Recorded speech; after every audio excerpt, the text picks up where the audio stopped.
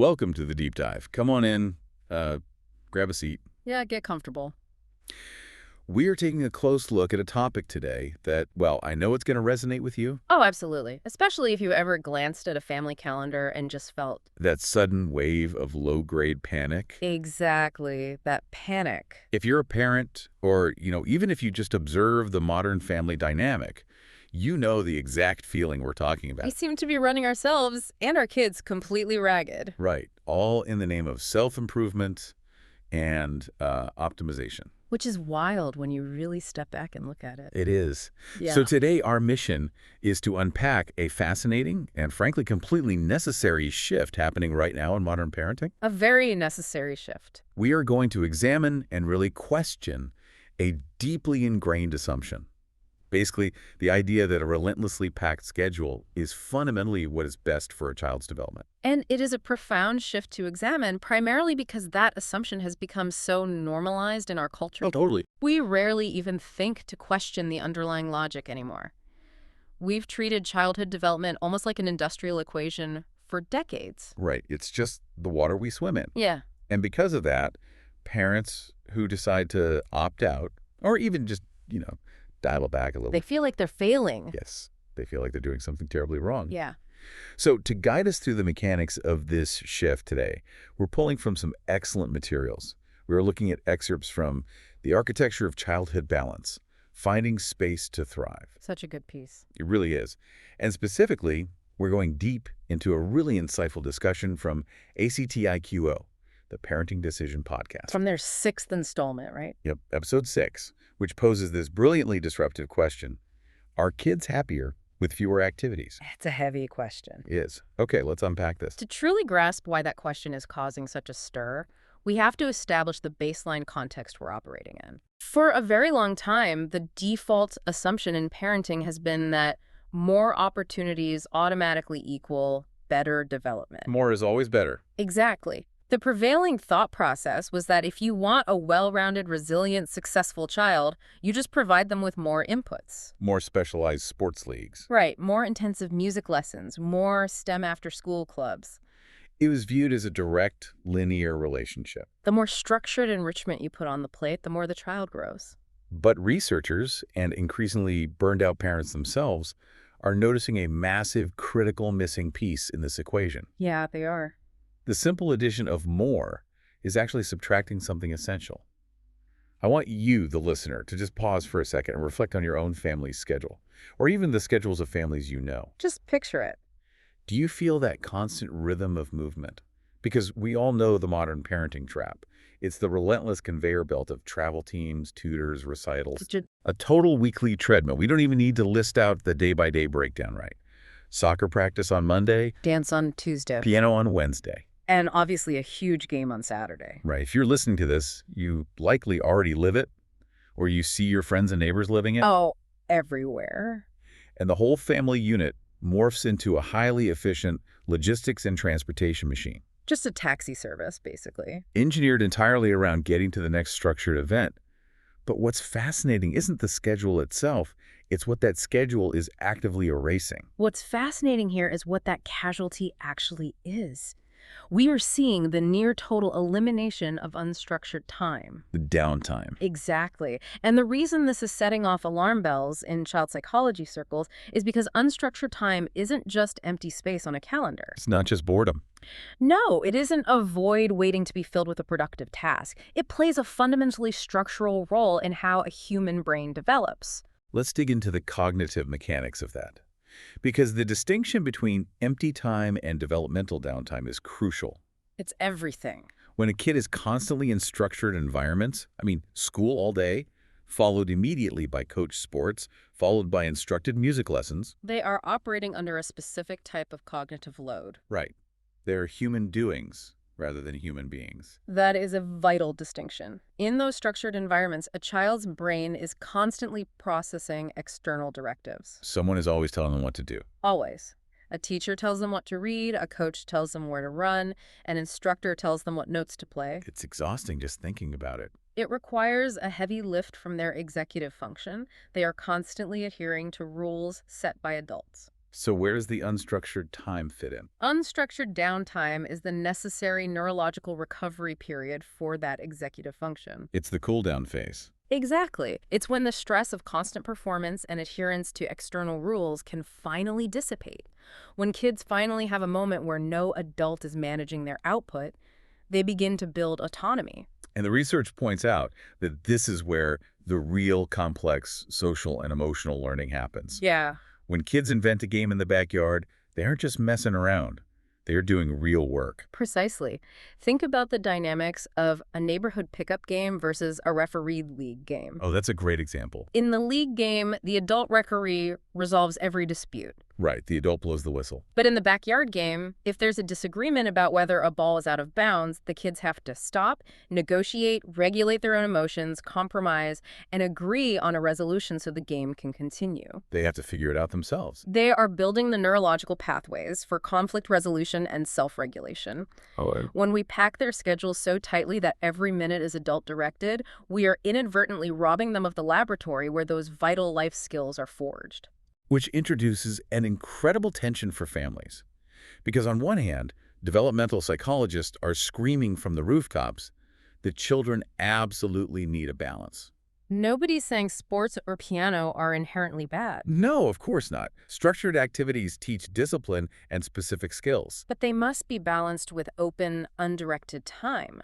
Yet actually finding and holding the line on that balance feels like trying to walk a tightrope in a hurricane. It really does. If unstructured time is so vital, it begs the question of why parents are so quick to eliminate it. It really comes down to an environment of intense pressure and fear. Parents aren't overscheduling their kids out of malice. No, never. They are doing it out of a deep sense of care and anxiety. The research outlines two specific driving fears. Okay, what's the first one? First, there is the fear of a closed door, the anxiety that a child might miss out on discovering a latent talent. Oh, the what-if fear. Right. There's this thought process of, if I don't put them in a coding boot camp at age 7, what if they were meant to be a software prodigy and I failed to provide the spark? And that's heavy. And the second fear is the classic comparative anxiety. Keeping up with the Joneses. Exactly.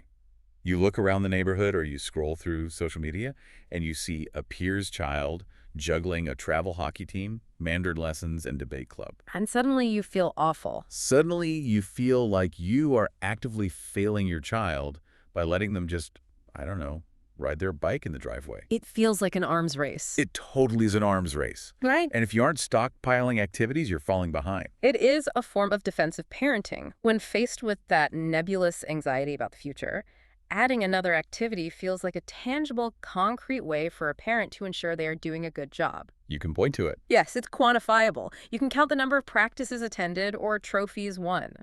Measuring a child's internal emotional well-being and autonomy is much harder. So much harder. So the default answer simply becomes add another activity. Right. But when families step back and look at the macro view of that defensive strategy, they realize their week has just become a relentless, exhausting rotation of obligations. Here's where it gets really interesting. The discussion we're unpacking introduces a massive pivot in how we should be evaluating this entire ecosystem. A huge pivot. It shifts the paradigm away from the quantifiable and toward the qualitative. The core question changes entirely. Right. Instead of asking, are we doing enough? Or should we add more activities?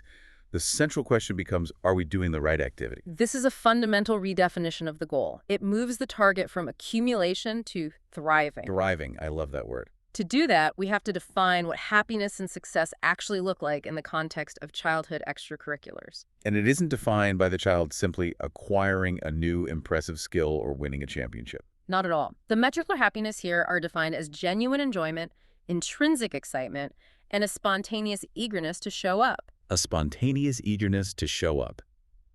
That phrase is such a powerful litmus test. It cuts right through the noise. It really does. Okay. And the materials emphasize that activities do not affect kids uniformly. We tend to view a prestigious soccer program as universally beneficial, but the reality is much more nuanced. Highly nuanced. The discussion introduces a brilliant framework for this, dividing activities into energizers versus drainers. How exactly does that framework operate in practice? It requires looking at the psychological return on investment for the specific child. Okay. An energizer is an activity that yields a net positive emotional and physical return.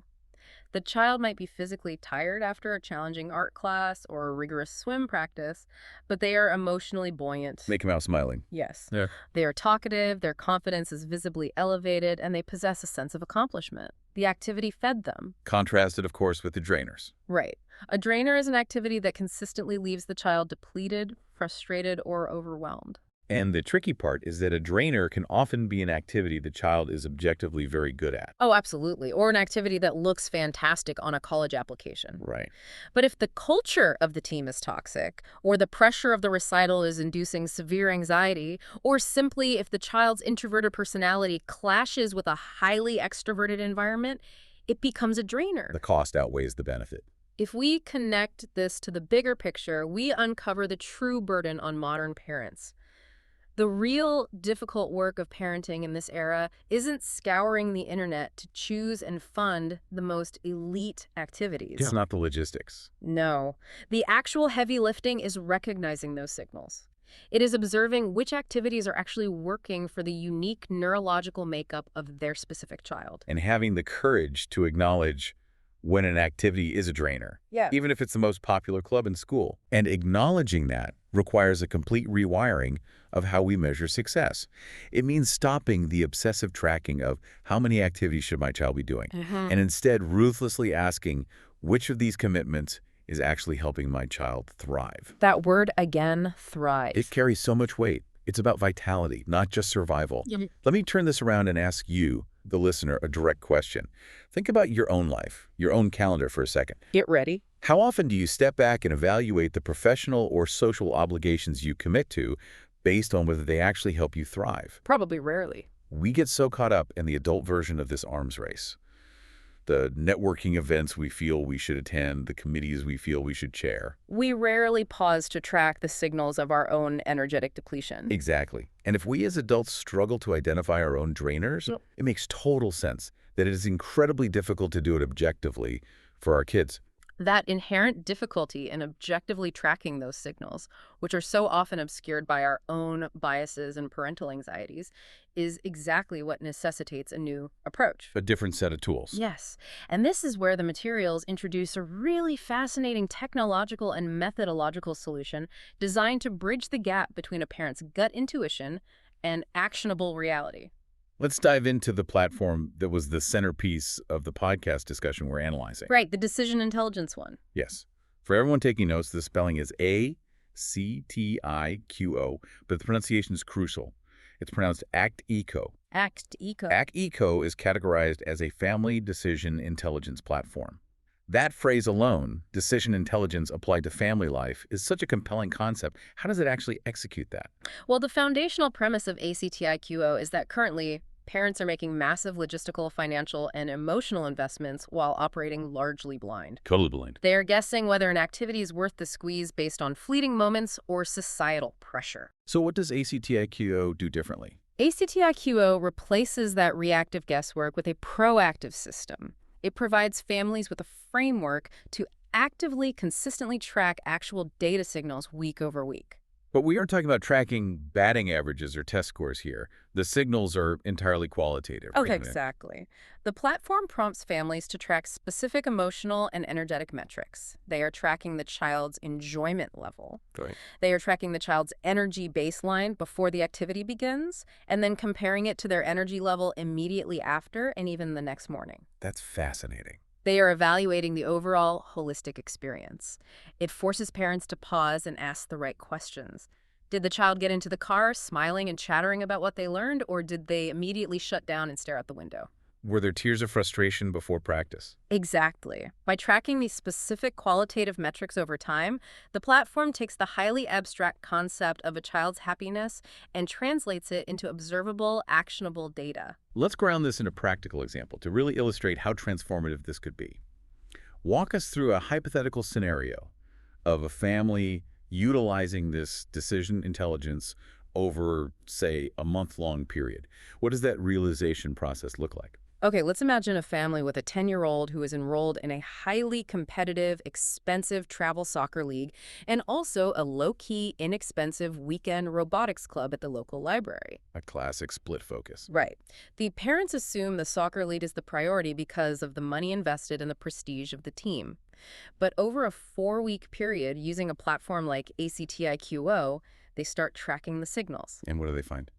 They notice that every Tuesday and Thursday before soccer, the child complains of a stomach ache.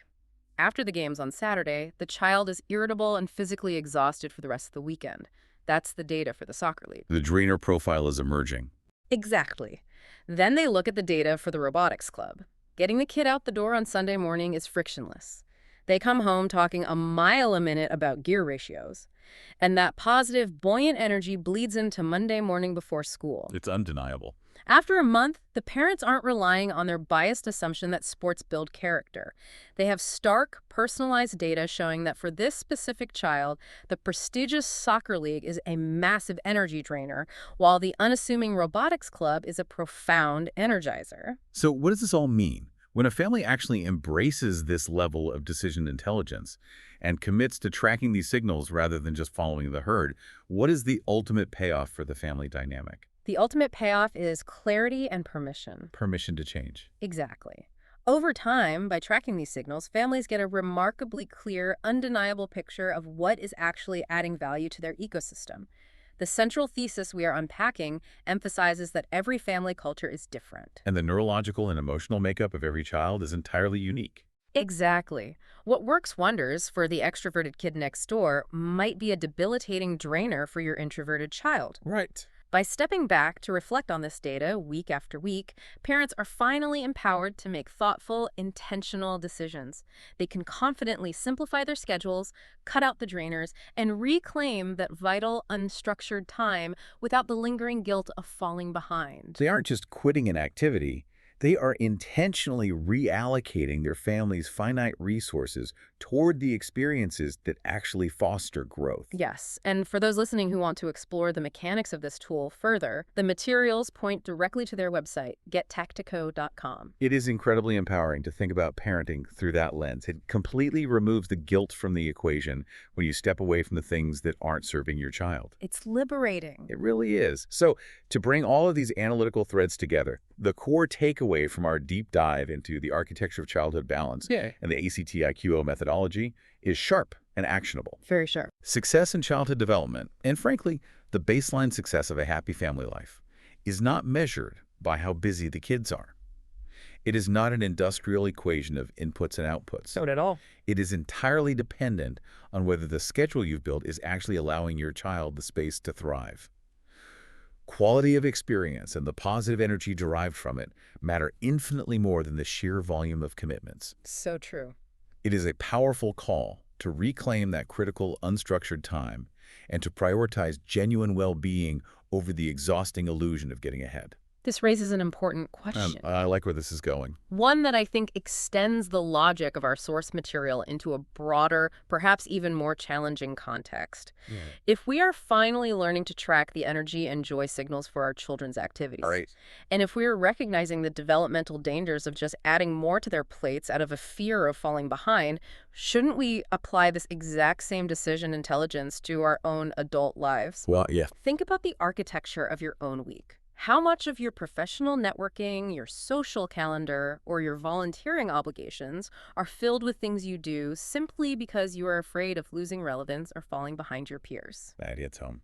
How many of your commitments are true energizers, and how many are silently draining your capacity to thrive? That is a deeply challenging and necessary thought to leave on.